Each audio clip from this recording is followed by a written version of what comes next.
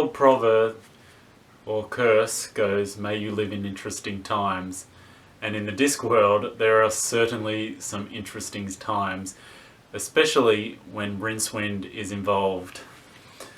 And that's where we kick off Interesting Times, Book 17 in Terry Pratchett's Discworld, and I've said it before, another brilliant Discworld novel.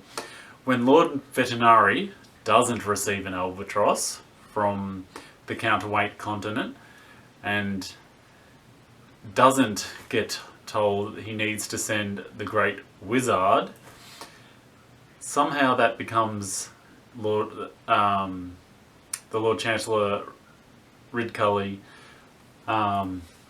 problem, basically, at Unseen Universities.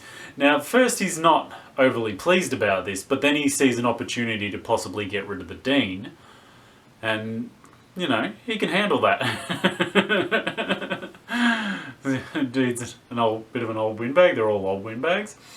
But of course, when he calls a bit of a meeting to discuss it with the faculty of Unseen Universities, there's one member of the faculty that knows who the Great Wizard is, and that of course is Rincewind, and the librarian of course knows who the wizard is, and that's Rincewind.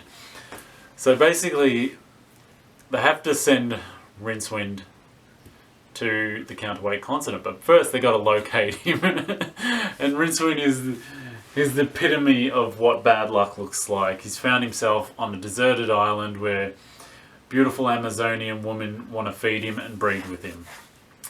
Now, too good to be true, and of course for Rincewind it's always too good to be true. Rincewind's one of life's great cowards. He was basically born running away from something. So they basically engage Pontus Stibbons and the computerized system, and I should have signaled out what actually runs on the computerized system of Hex. It's got a family of mice in there, it's got ants in there, it's all these quirky, weird, wonderful things that, you know, go on inside this machine. And so they basically use Hex to abstract Rincewind from where he is, and then of course they send him off to the counterweight continent. He lands, and basically, you know, as I said, interesting times are going on. There's a revolution at foot. There's a book, a great sacred tombs being passed around amongst the villagers, and it's what I did on my holidays. And if you remember the first two books, Two Flowers, basically who came on holidays to Ankh-Morpork, he's back. It's his book, What I Did on My Holidays, and the adventures he had with the Great Wizard, and it's starting to get people on the counterweight continent ideas, and that's an ancient Oriental civilization. You know, the Forbidden Cities, right into Chinese mythology, or, you know, Asian mythology, but I'd say Chinese, but I don't know if he spoofs anything else in there while he's at it. And just messing with it in a typical Terry Pratchett fashion. And what they have in the counterweight continent is something worse than whips and chains. It's obedience. The people are so obedient to the and polite to the cause of authority. It's bizarre, as they are, you know,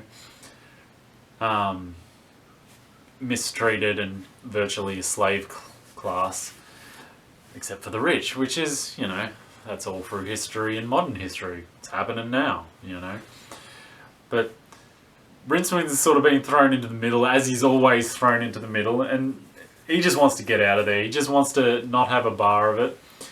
He's met this lady, Lotus Blossom, that's going to help him. Or, not going to help him. She thinks he's the Great Wizard, but she's also smart enough to know he ain't that great. And there's the maniacal Lord Hong, who's basically... So they don't kill the Emperor. They don't overthrow the Emperor. They just sort of manipulate him. So they fight for second place, I suppose you'd say. And the Emperor's, you know, getting a bit old and a bit feeble, and they're jockeying. And Lord Hong is the one. He doesn't want to rule the counterweight continent. He's got his sights set on bigger things.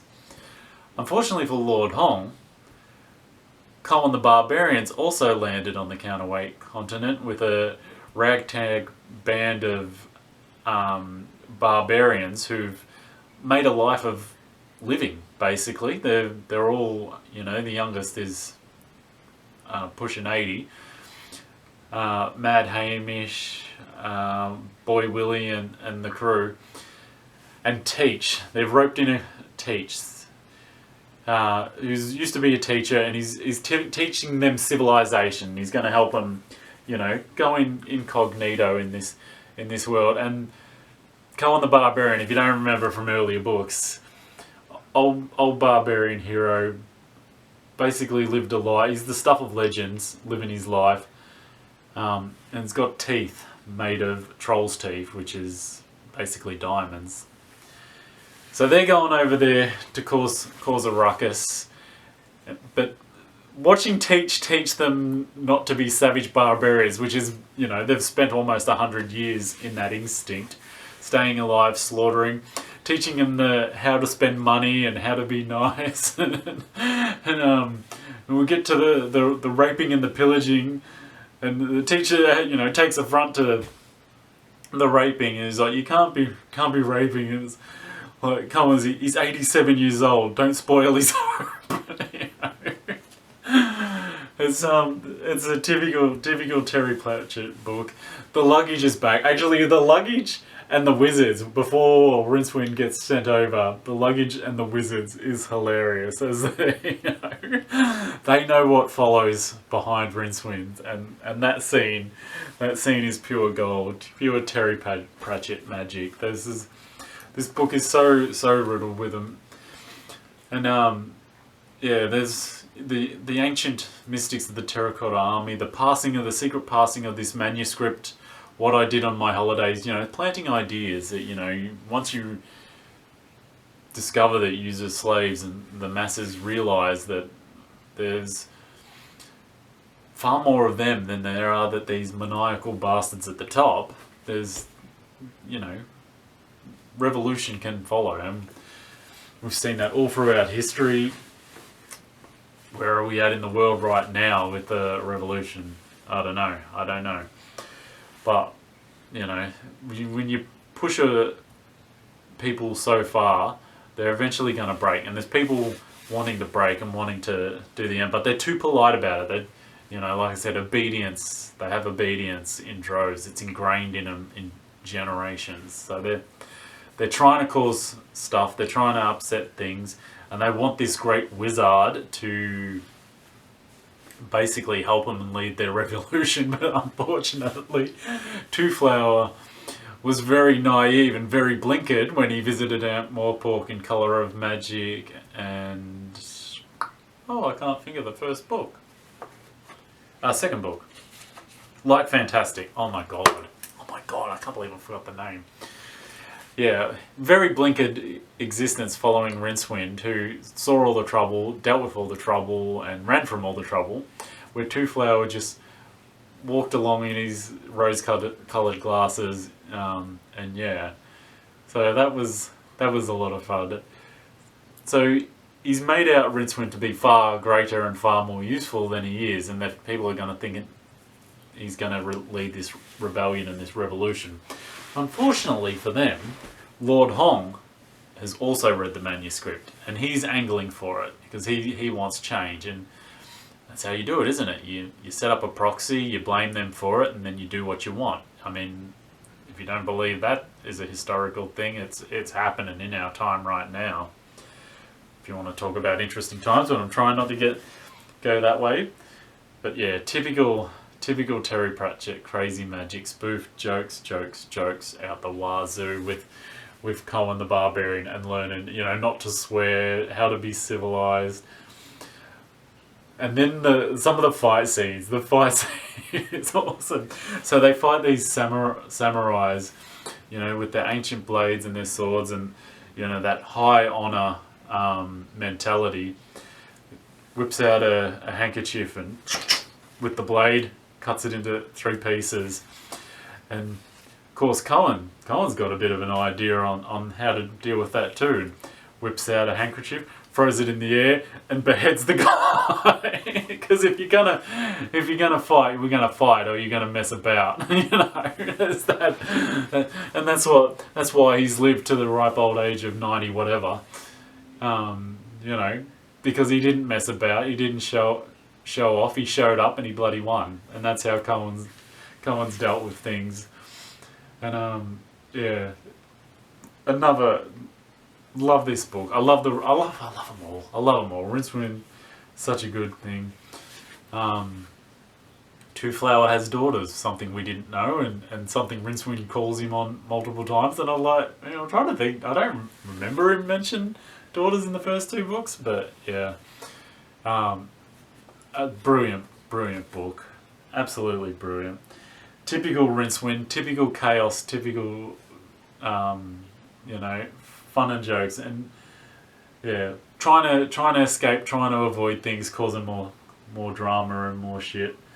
And yeah, the barbarians, Cohen the Barbarian, is another massively underrated character. There's so many brilliant, quirky characters littered throughout the Discworld. You know, some pop up in multiple books. They are fantastic books. Genuinely worth reading. Every Discworld, you know, is magic. I know a few people bag out, and Terry himself, the first 2 books, but sort of they make a lot of sense reading Interesting Times if you've read them first. And I liked them. I thought they had their merit. I think he definitely got better. You know, he got better as a writing. The world certainly got a lot better. The characters certainly got more interesting and a lot better. But yeah, Colour of Magic and Light Fantastic, both good books, worth reading. But especially to set up this particular novel, Interesting Times, book 17 in Terry Pratchett's Discworld. Brilliant. I can't, you know, I've praised him so much. I love his books. It still makes me sad to think that he's not writing anymore. You know, we really lost a beautiful mind when Terry passed a few years back. Absolutely brilliant book. Interesting Times, book 17 in the Discworld. Happy reading, subscribe and follow for more.